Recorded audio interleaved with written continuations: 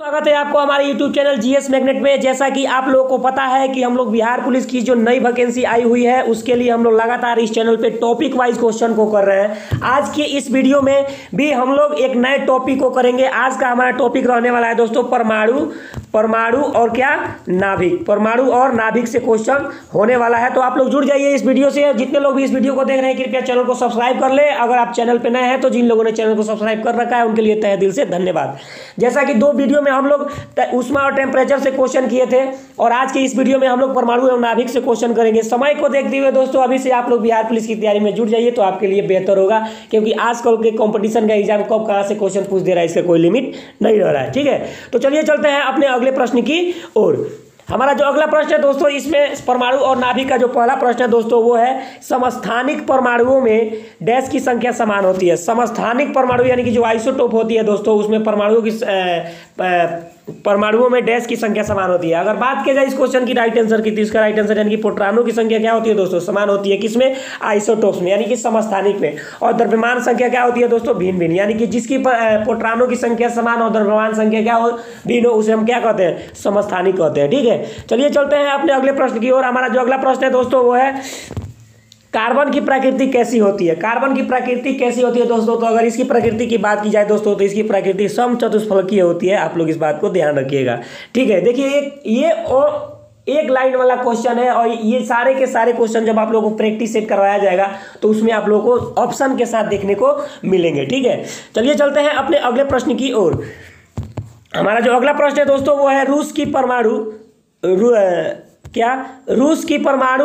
ऊर्जा कंपनी रोसाटॉप किस देश में 2 परमाणु रिएक्टरों का निर्माण शुरू करेगी।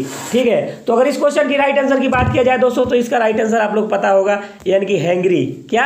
हैंगरी। चलिए चलते हैं अपने अगले प्रश्न की और हमारा जो अगला प्रश्न है दोस्तों वह किस राज्य में काकरपड़ा परमाणु ऊर्जा संयंत्र की 3 इकाई शुरू की जाएगी। किस राज्य को बताना है दोस्तों कि काकरपड़ा परमाणु ऊर्जा संयंत्र की 3 इकाई जो है शुरू होने वाला है। तो चलिए इस क्वेश्चन का राइट आंसर बात किया जाए तो इसका राइट आंसर आप लोग याद रखिएगा दोस्तों, यानी कि गुजरात राज्य में। ठीक है, किसमें? गुजरात राज्य में। चलिए चलते हैं अगले प्रश्न। हमारा अगला जो प्रश्न है दोस्तों वो है किस देश को खुद को परमाणु संपन्न देश घोषित किया। किस देश ने खुद को परमाणु संयंत्र जो है घोषित किया है। तो अगर इस देश की तो इसका राइट आंसर आप लोगों को पता है क्या, उत्तर कोरिया हो जाएगा। क्या हो जाएगा? उत्तर कोरिया, यानी कि उत्तर कोरिया जो है परमाणु संयंत्र से संपन्न देश बन चुका है दोस्तों। ठीक है, चलिए चलते हैं अपने अगले प्रश्न की ओर। हमारा जो अगला प्रश्न है दोस्तों वो है किस देश ने तमिलनाडु के कुल्लम परमाणु ऊर्जा संयंत्र के लिए तकनीकी आपूर्ति हेतु समझौता किया है। तो अगर इसका बात किया जाए दोस्तों तो रूस ने। किसका? रूस देश ने तमिलनाडु के कुल्लम परमाणु ऊर्जा संयंत्र के लिए तकनीकी आपूर्ति हेतु समझौता किया गया है। ठीक है, चलिए चलते हैं अपने अगले प्रश्न की ओर। हमारा जो अगला प्रश्न है दोस्तों वो रेडियम की परमाणु संख्या बतानी है दोस्तों। रेडियम की परमाणु संख्या कितनी होती है, तो रेडियम की परमाणु संख्या कितनी होती है दोस्तों, 88। आप लोग याद रखिएगा। ठीक है, चलिए चलते हैं अपने अगले प्रश्न की और हमारा जो अगला प्रश्न है दोस्तों वो है एक हाइड्रोजन परमाणु का द्रव्यमान एक इलेक्ट्रॉन के द्रव्यमान का डैश गुना होता है। तो एक हाइड्रोजन परमाणु का द्रव्यमान जो होता है एक इलेक्ट्रॉन के 1837 गुना होता है दोस्तों। इस बात को आप लोग ध्यान रखिएगा। ठीक है, चलिए चलते हैं अपने अगले प्रश्न की और हमारा जो अगला प्रश्न है दोस्तों 1 मोल में कुल परमाणुओं की संख्या कितनी होगी। 1 मोल में परमाणुओं की संख्या बतानी है दोस्तों। तो बात की जाए इस क्वेश्चन की राइट आंसर की तो इसका उत्तर क्या होगा दोस्तों, तो 6.023 × 10 के पावर 23 परमाणु की संख्या होगी। किसमें? 1 मोल में दोस्तों, याद रखिएगा 1 मोल में। ठीक है, चलिए चलते हैं अपने अगले प्रश्न की और हमारा जो अगला प्रश्न है दोस्तों वो है मैडलिब के अनुसार तत्वों के गुण से किसके आवर्त फलन होते हैं। मैडलिब के अनुसार तत्वों के गुण किसके आवर्त के फलन होते हैं, तो उसके परमाणु भार के आवर्त के क्या होते हैं दोस्तों, फलन होते हैं। देखिए एक लाइन वाला जो भी क्वेश्चन होता है दिमाग में अगर आप लोगों को ठीक से बैठ गया तो ऑप्शन जब आपके सामने आएगा तो उसमें आपको ढूंढना या सोचने की विचार नहीं करना पड़ेगा। आप डायरेक्ट उसी क्वेश्चन को आंसर को चूज कीजिएगा जो करेक्ट होगा। ठीक है, ऐसे अगर हम लोग का आदत पड़ जाता है 4 ऑप्शन वाले क्वेश्चन के लिए तो उसमें हम लोग को दिक्कत होती है। कभी कभी हम लोग बिना ऑप्शन के कोई आंसर को नहीं बता पाते हैं। तो ठीक है, तो आप लोग एक लाइन वाले क्वेश्चन को ज़्यादा अपने कॉन्फिडेंस बनाइए उसके ऊपर, ठीक है, क्योंकि जब आपके पास 4 ऑप्शन आएगा तो आपको ज़्यादा सोचने की जरूरत नहीं पड़ेगी, ठीक है। चलिए चलते हैं अपने अगले प्रश्न की ओर। हमारा जो अगला प्रश्न है दोस्तों वो है परमाणु के नाभिक में होता है, परमाणु के जो नाभिक में होता है दोस्तों क्या होते हैं, तो ये प्रोटॉन और न्यूट्रॉन होते हैं दोस्तों। अगर बात किया जाए इलेक्ट्रॉन की दोस्तों, तो इलेक्ट्रॉन परमाणु के नाभिक में क्या करता है, ऑर्बिटल में चक्कर लगाता है, और प्रोटॉन और न्यूट्रॉन जो होता है परमाणु के किस में होता है, नाभिक में होता है दोस्तों, ठीक है। और प्रोटॉन की बात किया जाए तो ये धनावेशित कण है दोस्तों, और न्यूट्रॉन की बात किया जाए तो ये उदासीन कण है, ठीक है।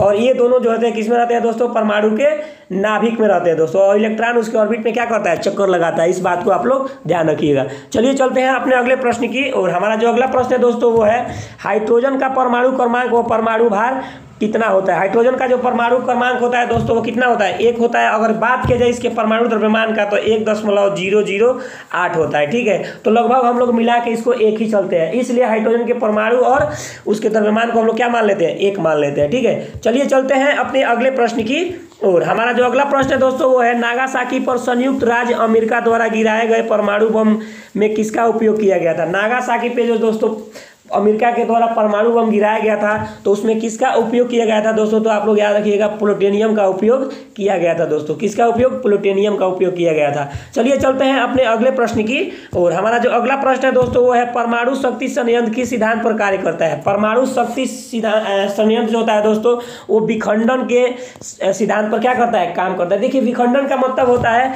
कि जैसे कोई एक परमाणु हो टूट के कितने परमाणु बदल जाए, 2 या 3 में बदल जाए, फिर ये टूट के कितने में बदल जाए, 3 या 2 में बदल जाए, तो इसी को क्या कहते हैं, विखंडन कहते हैं, और इससे हमें अत्यधिक ऊर्जा की प्राप्ति होती है, ठीक है दोस्तों। चलिए चलते हैं अपने अगले प्रश्न की, और हमारा जो अगला प्रश्न है दोस्तों वो है इलेक्ट्रॉन ग्रहण करने वाले परमाणु क्या कहलाते हैं। इलेक्ट्रॉन को ग्रहण करने वाले परमाणु क्या कहलाते हैं दोस्तों, उसे तो ग्राही कहते हैं। क्या कहते हैं दोस्तों, ग्राही कहते हैं, ठीक है। चलिए चलते हैं अपने अगले प्रश्न की ओर। हमारा जो अगला प्रश्न है दोस्तों देखिएगा परमाणु भार का राष्ट्रीय मानक है। परमाणु भार का राष्ट्रीय मानक क्या है दोस्तों, तो कार्बन 12 को आप लोग याद रखिएगा। देखिए दोस्तों परमाणु भार जो होता है राष्ट्रीय मानक के अनुसार किसी तत्व का परमाणु भार कार्बन 12 के यानी कि C12 के 1/12 भाग के कितना गुना भारी है, इसी को कहते हैं कि परमाणु द्रव्यमान, यानी कि कार्बन 12 के 1/12 के कितना गुना भारी है, ठीक है। इसको क्या कहते हैं, परमाणु द्रव्यमान। जैसे मान लीजिए आपको, ठीक है, जैसे मान लीजिए आपको हाइड्रोजन का परमाणु द्रव्यमान पूछा जाए तो हाइड्रोजन का परमाणु द्रव्यमान कितना होता है, 0.01 अभी बताया।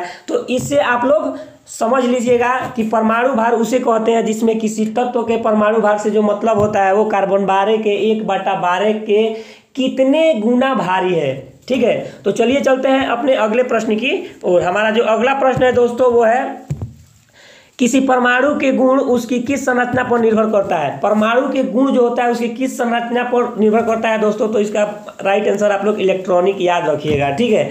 चलिए चलते हैं अपने अगले प्रश्न की, और हमारा जो अगला प्रश्न है दोस्तों वो है साधारण नमक सोडियम और क्लोरीन के एक एक परमाणु के परस्पर संयोग से बना है, ठीक है। इसका अणुसूत्र क्या होता है, साधारण नमक का जो अणुसूत्र होता है दोस्तों NaCl होता है। बहुत ही आसान सा सवाल है, आप लोग को पता ही होगा, ठीक है। चलिए चलते हैं अपने अगले प्रश्न की, और हमारा जो अगला प्रश्न है दोस्तों वो है अक्रिय गैसों की संयोजकता डैश होती है, ये एक परमाणु होती है। अक्रिय गैसों की संयोजकता जो होता है दोस्तों वो क्या होती है, 0 होता है। क्या होती है, 0 होता है। संयोजकता का मतलब होता है कि आउट ऑर्बिटल में कितने इलेक्ट्रॉन रहते हैं, ठीक है। जो आउट ऑर्बिटल में इलेक्ट्रॉनों की संख्या होती है वही उसकी क्या होती है, संयोजकता कहलाता है। तो जितने भी अक्रिय गैस है जैसे मान लीजिए हीलियम हो गया, जैसे मान लीजिए नाइट्रोजन हो गया, आर्गन हो गया, इस सब के परमाणु के इस सब का जो परमाणु संयोजकता है दोस्तों वो क्या होता है, 0 होता है। क्या होता है, 0 होता है, क्योंकि इनके आउट ऑर्बिटल में इलेक्ट्रॉनों की संख्या क्या होती है, 0 होती है, ठीक है। चलिए चलते हैं अपने अगले प्रश्न की, और हमारा जो अगला प्रश्न है दोस्तों वो 1903 में परमाणु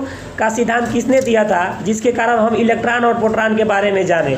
तो आप लोग जे थॉमसन को दोस्तों आप लोग याद रखिएगा, इन्होंने ही 1903 में जो है परमाणु का सिद्धांत दिया था जिसकी वजह से हम लोग इलेक्ट्रॉन और प्रोटॉन के बारे में जाने, ठीक है। यानी कि इलेक्ट्रॉन की खोज की अगर बात किया जाए दोस्तों तो किसने किया था, जे थॉमसन ने किया था, ठीक है।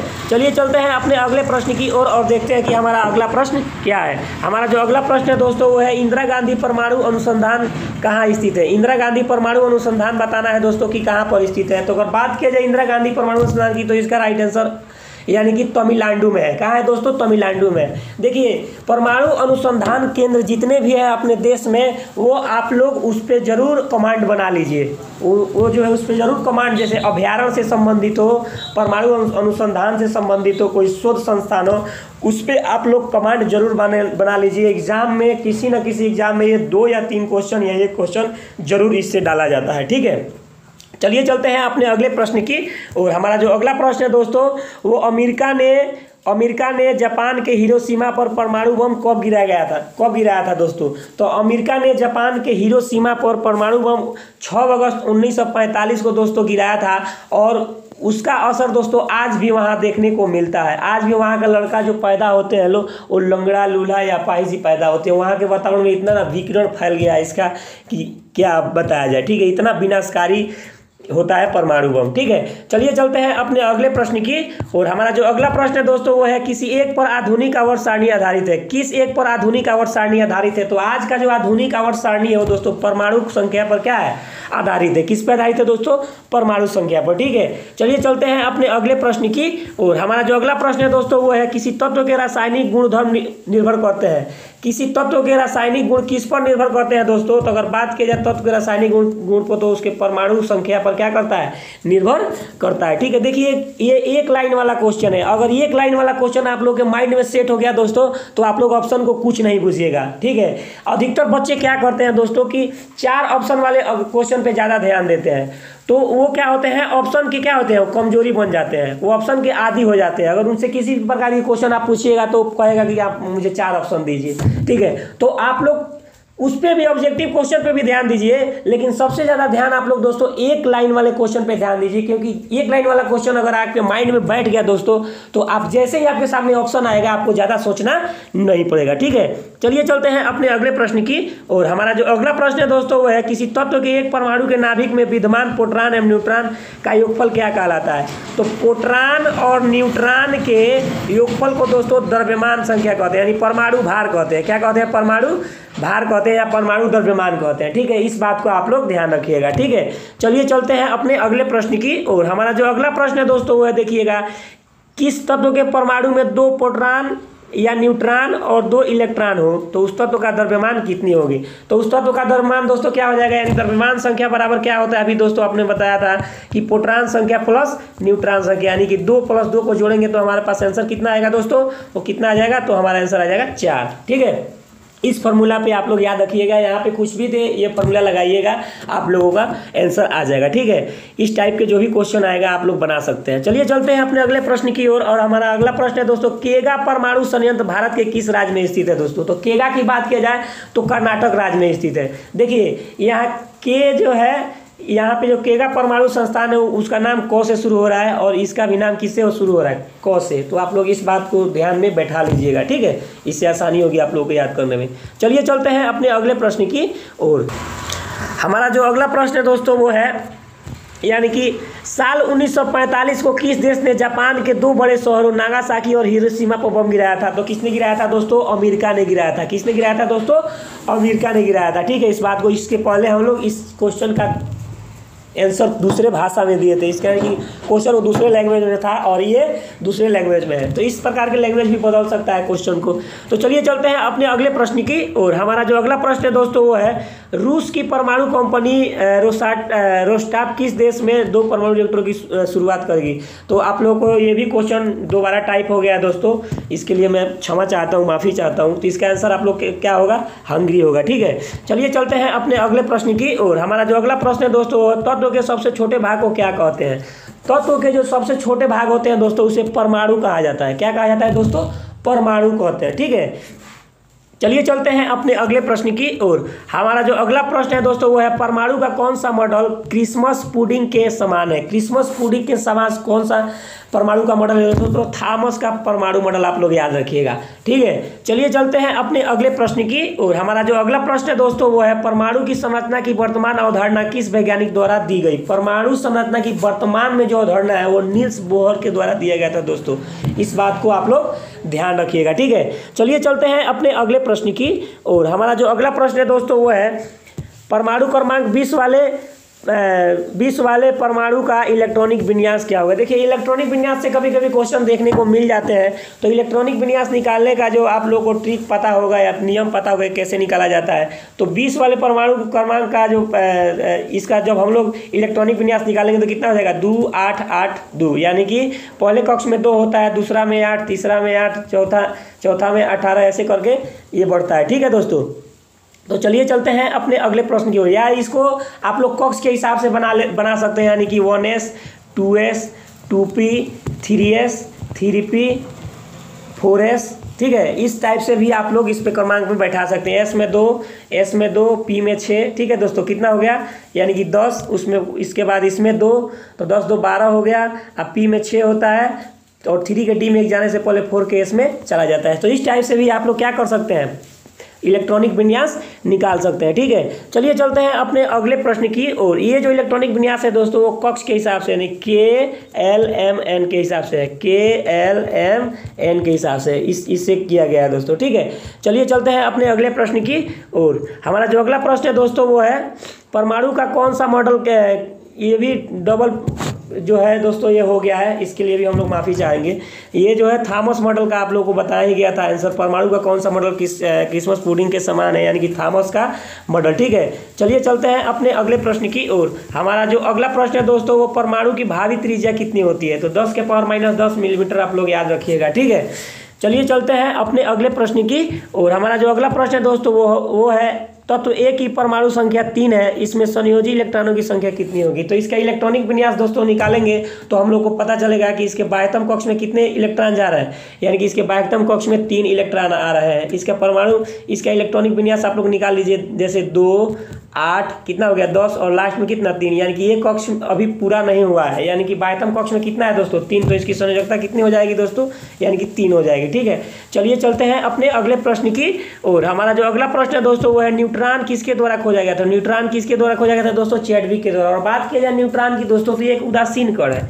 क्या है, उदासीन कण है, इस पर कोई भी आवेश नहीं होता है। ठीक है, और न्यूट्रॉन कहाँ रहता है दोस्तों, यानी कि नाभिक में उपस्थित रहता है। इसके पहले मैं आप लोगों को बताया ही था। चलिए चलते हैं अपने अगले प्रश्न की ओर। हमारा जो अगला प्रश्न है दोस्तों, एक नाभिक में प्रोटॉन और न्यूट्रॉन को बांधने वाला बल कौन सा है। नाभिक में जो प्रोटॉन और न्यूट्रॉन को बांध के रखता है उसे क्या कहते हैं दोस्तों, उसे प्रबल नाभिकीय बल कहते हैं। क्या कहते हैं, प्रबल नाभिकीय बल। और इसी बल के कारण भी दोस्तों एक पॉइंट और याद रखिएगा इसमें, इसी बल के कारण समान आवेश वाले प्रोटॉन भी क्या होते हैं, बंधित होते हैं। समान आवेश वाले प्रोटॉन भी क्या होते हैं, बंधित होते हैं। ठीक है, क्वेश्चन अगर आप लोगों से पूछे कि समान आवेश वाले प्रोटॉन को कौन बंधित करता है, किस बल के कारण बंधित रहता है, तो आप लोग क्या उसका आंसर दीजिएगा, प्रबल नाभिकीय बल के द्वारा। ठीक है, चलिए चलते हैं अपने अगले प्रश्न की और। हमारा जो अगला प्रश्न है दोस्तों, पृथ्वी की सतह पर सौर विकिरण का अवशोषण किसकी उपस्थिति के कारण होता है। तो सौर विकिरण की अवशोषण का बात किया जाए दोस्तों तो ओजोन के कारण भी होता है, जलवाष्प के द्वारा भी होता है, कार्बन डाइऑक्साइड के द्वारा भी होता है। तो इस क्वेश्चन की राइट आंसर की बात किया जाए दोस्तों तो इसका राइट आंसर क्या, ऑप्शन नंबर यानी कि लास्ट वाला देखिएगा, उपरोक्त सभी हो जाएगा। ठीक है, देखिए ये क्वेश्चन ऑप्शन वाला दिए थे, चूंकि इसमें जो है तीनों प्रकार से होता है, इसलिए मैंने इसका ऑप्शन बना दिया था टाइपिंग करते समय। ठीक है, चलिए चलते हैं अपने अगले प्रश्न की ओर। हमारा जो अगला प्रश्न है दोस्तों वो है समान संख्या में न्यूट्रॉन वाले लेकिन विभिन्न द्रव्यमान वाले नाभिक क्या कहलाते हैं। तो समान संख्या में अगर न्यूट्रॉन की संख्या होती है सम न्यूट्रॉनिक कहते हैं दोस्तों। ठीक है, क्या कहते हैं, सम न्यूट्रॉनिक। इस बात को आप लोग ध्यान रखिएगा। ठीक है, जितने लोग भी इस वीडियो को देख रहे हैं आप लोगों से रिक्वेस्ट है कि प्लीज़ वीडियो को लाइक और शेयर कर दीजिए और अपने दोस्तों के साथ भी शेयर कीजिए ताकि उन लोगों को भी फायदा मिल सके, क्योंकि आपका एक लाइक हम लोग के लिए मोटिवेट का काम करता है। ठीक है, चलिए चलते हैं अपने अगले प्रश्न की ओर। देखिए दोस्तों इस सेशन में बस आज के लिए इतना ही।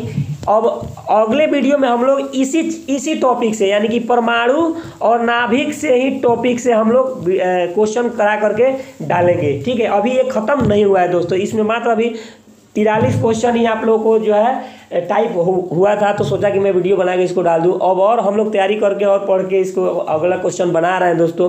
तब तक के लिए दीजिए इजाज़त। जय हिंद, जय भारत। और हाँ दोस्तों, मिलते हैं एक अगले वीडियो में जो इसी टॉपिक से रहेगा और क्वेश्चन भी इसी से रहेगा, परमाणु और नाभिक से।